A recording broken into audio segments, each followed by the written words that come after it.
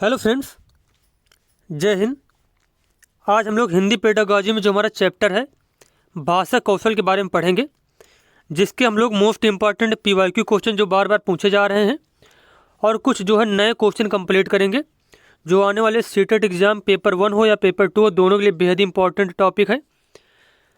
चलिए देखते हैं। यहाँ पे पहला प्रश्न दिया गया है।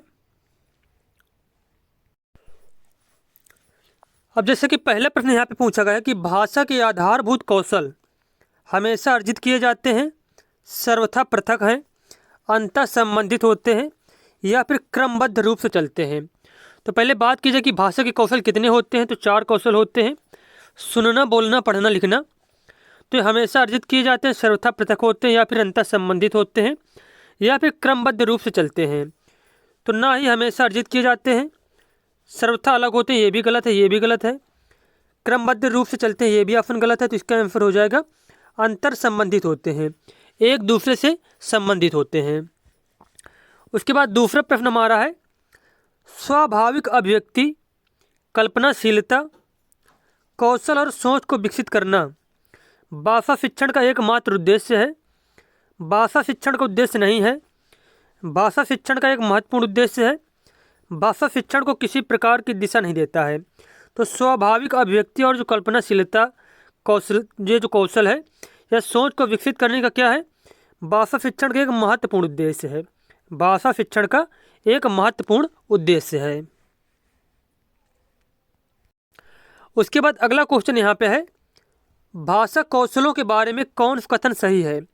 भाषा के कौशल केवल क्रमबद्ध रूप से ही सीखे जाते हैं। भाषा के कौशल परस्पर अंतर संबंधित हैं। भाषा के कौशलों में से केवल पढ़ना लिखना महत्वपूर्ण है। भाषा के कौशलों में केवल सुनना बोलना ही महत्वपूर्ण है। तो इस क्वेश्चन का आंसर आ जाएगा। भी पहला वाला क्वेश्चन इसी टाइप का था कि भाषा के कौशल जो होते हैं एक दूसरे से अंतर संबंधित होते हैं। तो यहाँ पे दूसरा ऑप्शन बिल्कुल ही सही हो जाएगा। उसके बाद चौथा क्वेश्चन है ग्राह्यात्मक कौशल में शामिल है। जैसे कि 4 कौशल होते हैं, सुनना, उसके बाद बोलना और पढ़ना और लिखना। ठीक है। अब जैसे 4 प्रकार के कौशल होते हैं तो इसमें पूछा गया ग्राह्यात्मक कौशल कौन कौन से हैं। तो ग्राह्यात्मक कौशल कौन कौन से होते हैं, सुनना और पढ़ना। सुनना और पढ़ना, जैसे कि किसी चीज़ को सुनकर हम क्या करते हैं, ग्रहण करते हैं, पढ़कर भी चीज़ को क्या करते हैं, ग्रहण करते हैं। और बात की जाए यहाँ पे जैसे कि शॉर्ट में हम लोग लिखते हैं बोलना, जैसे कि, और उसके बाद लिखना। ये क्या होते हैं, बोलना और लिखना जो है, बोलना और लिखना ये होते हैं उत्पादक कौशल।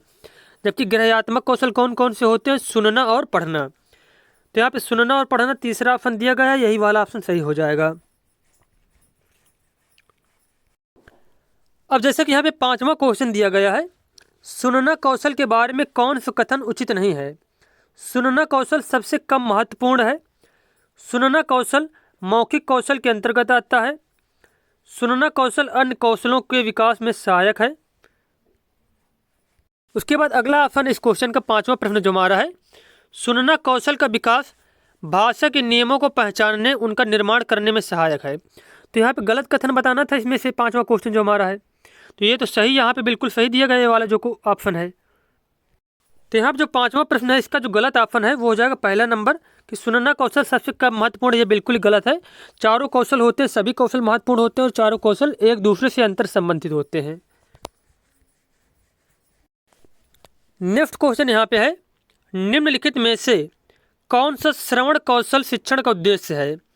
श्रुत सामग्री के विषय के महत्वपूर्ण एवं मर्मस्पर्शी विचारों, भावों एवं तथ्यों का चयन करने की क्षमता प्रदान करना, विद्यार्थियों में ध्वनियों, शब्दों का शुद्ध उच्चारण तथा स्वर, गति, लय और प्रवाह के साथ पढ़ने की योग्यता विकसित करना, छात्रों को साहित्यिक गतिविधियों में भाग लेने व सुनने के लिए प्रेरित करना। तो श्रवण कौशल के सभी उद्देश्य होते हैं। पहला ऑप्शन, दूसरा और तीसरा तीनों सही दिए गए हैं। तो इसका आंसर हो जाएगा उपरोक्त सभी। क्या हो जाएगा, उपरोक्त सभी। अगला क्वेश्चन यहाँ पे है यदि छात्र की इंद्रियों में दोष है तो वह न भाषा सीख सकता है और न अपने मनोभावों को अभिव्यक्त कर सकता है। पठन में, श्रवण में, दृश्य में या फिर उपरोक्त में से कोई नहीं। तो यहाँ पे अगर बात की जाए जैसे पठन कौशल जो है उसमें से अगर कुछ दिक्कत है तो क्या है, बच्चा क्या कर सकता है, अपनी चीज़ों को व्यक्त कर सकता है, उन चीज़ों को सुन सकता है, भले ही कम क्या करे, कम चीज़ों को अभिव्यक्त कर पाए, कम। ऐसा ज़रूरी नहीं कि कोई चीज़ जो पढ़ नहीं पाता, जैसे कि कबीर दास क्या थे, उन्होंने कभी कापी किताब नहीं छुआ, ना कभी स्कूल गए हैं, लेकिन क्या थे, उनकी माइंड कितना तेज था। तो यहाँ पे यदि छात्र की श्रवण इंद्रियों में दोष है, श्रवण इंद्रियों में दोष है, तो वह न भाषा सीख सकता है और न अपने मनोभावों को अभिव्यक्त कर सकता है, क्योंकि जब न वो किसी की बात सुन पाएगा तो ना किसी से बातचीत कर पाएगा, ना अपने आप भाव व्यक्त कर पाएगा। तो यहाँ पे इस क्वेश्चन का 7वां नंबर जो क्वेश्चन, इसका दूसरा ऑप्शन सही हो जाएगा। उसके बाद 8वां प्रश्न हमारा है, श्रवण कौशल के शिक्षण के द्वारा निम्नलिखित में से किस उद्देश्य की पूर्ति की जा सकती है?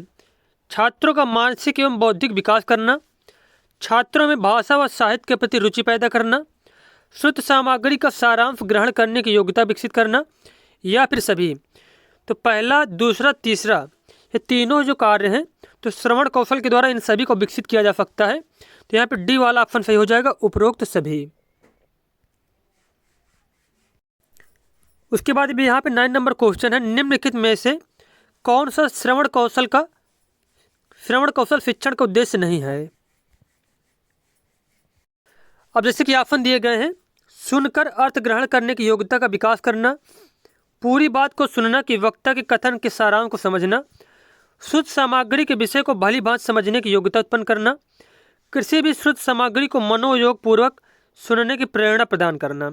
अब क्वेश्चन ये पूछा गया कि श्रवण कौशल का इनमें से उद्देश्य कौन सा नहीं है? तो यहाँ पे इसको ये जो क्वेश्चन है, जैसे कि सुनकर अर्थ ग्रहण करने की योग्यता का विकास करना, तो श्रवण कौशल के द्वारा ये होता है, बिल्कुल सही है। पूरी बात को सुनना, न कि वक्ता के कथन के सारांश को समझना, तो ये ऑप्शन यहाँ पे बिल्कुल गलत दिया गया कि श्रवण कौशल के अंतर्गत पूरी बात को सुनना, न कि वक्ता के कथन को सारांश को समझना। जैसे कि मतलब कोई व्यक्ति कह रहा है कोई बात, उसकी बात समझ लो, लेकिन उसका क्या सारांश, किस विषय में बात कर रहा है, क्या उस बात का अर्थ है, तो ये क्या, ये भी श्रवण कौशल के अंतर्गत आता है। लेकिन कहा गया इसमें कि न कि वक्ता के कथन के सारांश को समझना, तो ये ऑप्शन यहाँ पे गलत हो जाएगा। जबकि श्रुत सामग्री के विषय को भली भांति समझने की योग्यता उत्पन्न करना, ये भी सही है। और किसी भी श्रुत सामग्री को मनोयोग पूर्वक सुनने की प्रेरणा प्रदान करना, ये भी यहाँ पे सही है। उसके बाद क्वेश्चन है, निम्नलिखित में से कौन सी शिक्षण विधि श्रवण कौशल के शिक्षण में सर्वाधिक उपयोगी है? प्रश्नोत्तर विधि, सस्वर वाचन विधि, भाषण विधि, या फिर उपरोक्त सभी विधि। तो यहाँ जो 10वां प्रश्न जो दिया गया है कि श्रवण कौशल के शिक्षण में सर्वाधिक उपयोगी कौन सी है, प्रश्नोत्तर विधि, सस्वर वाचन विधि या भाषण विधि? तो इसका आंसर हो जाएगा उपरोक्त सभी विधियाँ यहाँ पे इंपॉर्टेंट है, क्योंकि श्रवण कौशल में क्या, प्रश्नोत्तर एक दूसरे जब बच्चा करेंगे, एक दूसरे से क्वेश्चन पूछेंगे तो भी चीज़ें समझेंगे। सस्वर वाचन मतलब ये होता है कि वाचन में क्या होता है, जैसे कि तेज पढ़ना, बच्चे जो क्या करते हैं चीज़ों को तेजी पढ़ते हैं वो उच्च स्वर में, तो क्या होता है उसमें भी श्रवण कौशल का विकास होता है। और भाषण में, तो भाषण में भी क्या होता है, श्रवण कौशल का विकास होगा। तो यहाँ पे सभी विधियाँ मोस्ट इंपॉर्टेंट हैं। अगला क्वेश्चन यहाँ पे है, बोलना कौशल के विकास के लिए सबसे अधिक महत्वपूर्ण सिद्ध हो सकता है? श्रुतलेख, कथा श्रवण, परस्पर वार्तालाप, सुनी गई सामग्री का ज्योतिष प्रस्तुतिकरण। तो बोलना कौशल के लिए यहाँ पे जो सबसे ज़्यादा उचित है वो हो जाएगा परस्पर वार्तालाप। परस्पर वार्तालाप से क्या तात्पर्य कि जब बच्चे या फिर कोई व्यक्ति जब एक दूसरे से वार्तालाप करेंगे, अंतःक्रिया करेंगे, तो उसमें क्या चीज़ें को ज़्यादा अच्छी तरीके से समझ पाएंगे। उसके बाद क्वेश्चन है, परस्पर बातचीत मुख्यतः सुनने और बोलने के कौशलों के विकास में सहायक है, पढ़ने लिखने में सहायक है, समय की बर्बादी है, अनुशासनहीनता को उत्पन्न करती है। तो यहाँ जो क्वेश्चन है कि परस्पर बातचीत मुख्यतः किसमें ज़्यादा हेल्पफुल है, तो इसका आंसर हो जाएगा सुनने और बोलने में कौशलों के विकास में सहायक। तो पहला ही ऑप्शन यहाँ पे सही हो जाएगा। उसके बाद नेक्स्ट क्वेश्चन यहाँ पे है, मौखिक अभिव्यक्ति में निम्नलिखित में से कौन सी विशेषता होनी चाहिए? स्वाभाविकता, स्पष्टता, बोधगम्यता, या फिर ये सभी? तो मौखिक अभिव्यक्ति में स्वाभाविकता भी होनी चाहिए, स्पष्टता भी होना चाहिए, बोधगम्यता से तात्पर्य वो मतलब समझ में भी आनी चाहिए। तो इसका आंसर हो जाएगा ये सभी। अगला क्वेश्चन यहाँ पे है, निम्नलिखित में से कौन सा मौखिक अभिव्यक्ति का महत्व नहीं है? रोज़मर्रा के कार्यकलापों में मौखिक भाषा प्रयुक्त होती है। बिल्कुल सही है। भाषा की शिक्षा मौखिक भाषा से प्रारंभ होती है। ये भी सही है। मौखिक भाषा के द्वारा नई नई जानकारियाँ मिलती हैं, भले ही वह विचारों के आदान प्रदान में सहायक नहीं है। अशिक्षित व्यक्ति बोलचाल के द्वारा ही ज्ञान अर्जित करता है, तो ये भी सही है। लेकिन यहाँ पर तीसरा ऑप्शन गलत दिया गया है। मौखिक भाषा के द्वारा नई नई जानकारियाँ मिलती हैं, ये बात तो सही है, भले ही वह विचारों के आदान प्रदान में सहायक नहीं है। तो मौखिक भाषा क्या वह विचारों के आदान प्रदान में सहायक नहीं है? सबसे ज़्यादा विचारों के आदान प्रदान में सहायक क्या है? मौखिक भाषा ही। तो यहाँ पे तीसरा ऑप्शन गलत हो जाएगा।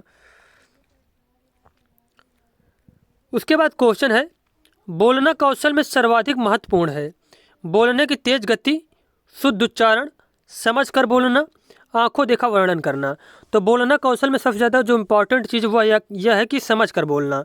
चीज़ें जो समझ में आ रही उन्हीं को बोलना। अगला क्वेश्चन यहाँ पे है, मौखिक अभिव्यक्ति में निम्नलिखित में से कौन सी विशेषता नहीं होनी चाहिए? शुद्धता, प्रवाहमयता, श्रोताओं से काफ़ी उच्च स्तर की भाषा का प्रयोग, या फिर अवसारानुकूल। तो मौखिक अभिव्यक्ति में क्या नहीं होना चाहिए? श्रोताओं से काफ़ी उच्च स्तर की भाषा का प्रयोग, ये नहीं होना चाहिए। अब पता चले कि दो लोग बात कर रहे हैं और एक लोग इतना हाई लेवल की लैंग्वेज इस्तेमाल कर रहा है, इतने हाई लेवल के वर्ड यूज कर रहा है कि दूसरा जो व्यक्ति उसके सामने समझ में नहीं कुछ आ रहा है। तो यहाँ पे उच्च स्तर की भाषा का प्रयोग नहीं करना चाहिए। अवसरानुकूल होनी चाहिए, शुद्धता होनी चाहिए और प्रवाहमयता होनी चाहिए। अब यहाँ पे नेक्स्ट क्वेश्चन दिया गया है, निम्नलिखित में से कौन सा मौखिक भाव प्रकाशन शिक्षण का उद्देश्य नहीं है?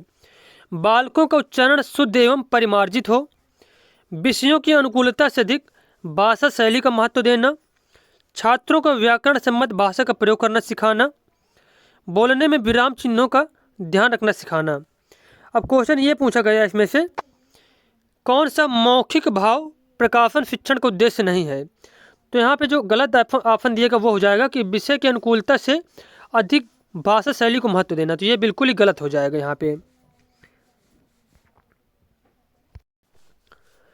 नेक्स्ट क्वेश्चन यहाँ पे है, बच्चों की पठन कुशलता का विकास करने में सर्वाधिक महत्वपूर्ण है भाषिक संरचनाओं का अभ्यास, अर्थ की अपेक्षा उच्चारणगत शुद्धता पर विशेष ध्यान देना, विभिन्न संदर्भों से जुड़ी सामग्री, पाठ्य पुस्तक में दिए गए अभ्यास। तो यहाँ पे अगर क्या करना है कि बच्चों की पठन कुशलता का विकास करने में सबसे ज़्यादा महत्वपूर्ण क्या हो जाएगा? अर्थ की अपेक्षा उच्चारणगत शुद्धता पर विशेष ध्यान देना चाहिए। अर्थ भले ही बच्चे का क्या समझ में ना आए, लेकिन क्या उच्चारण उसका सही होना चाहिए, चीज़ों को गलत तरीके से नहीं पढ़ना चाहिए उसको। उसके बाद प्रश्न है, पठन कौशल में सर्वाधिक महत्वपूर्ण है उच्चारण की शुद्धता, अर्थ ग्रहण करना, लिपि चिन्हों की जानकारी, द्रुत गति से पढ़ना। अब देखो यहाँ पे पढ़ना कौशल में सर्वाधिक उपयुक्त तो क्या हो जाएगा? इसमें से हो जाएगा अर्थ ग्रहण करना, अर्थ ग्रहण करना। अगला क्वेश्चन यहाँ पे है, पाठ्य वस्तु का भावपूर्ण पठन पठन की पहली और अनिवार्य शर्त है, अर्थ को समझने में मदद करता है, केवल कविताओं पर ही लागू होता है, या फिर पठन का एकमात्र आदर्श रूप है? तो पाठ्य वस्तु का जो भावपूर्ण पठन है वह अर्थ को समझने में मदद करता है। उसके बाद नेक्स्ट क्वेश्चन, पढ़ने की कुशलता का विकास करने के लिए ज़रूरी है कि बच्चों को शब्दार्थ जानने के लिए बाध्य किया जाए, बच्चों को विविध प्रकार की विषय सामग्री उपलब्ध कराई जाए, बच्चों को द्रुत गति से पढ़ने के लिए बाध्य किया जाए, बच्चों को बोल बोल कर पढ़ने के लिए निर्देश दिया जाए। तो पढ़ने की कुशलता का विकास अगर करना है किसी बच्चे में तो क्या करना चाहिए? बच्चों को विविध प्रकार की विषय सामग्री उपलब्ध कराई जाए। बच्चा क्या अनेक तरीके से पढ़े और अनेक शब्दों का क्या करे, अभ्यास करे, तो उससे क्या होगा, उतना ज़्यादा पढ़ने में उसकी कुशलता आएगी। तो यहाँ पे दूसरा ऑप्शन बिल्कुल करेक्ट दिया गया है।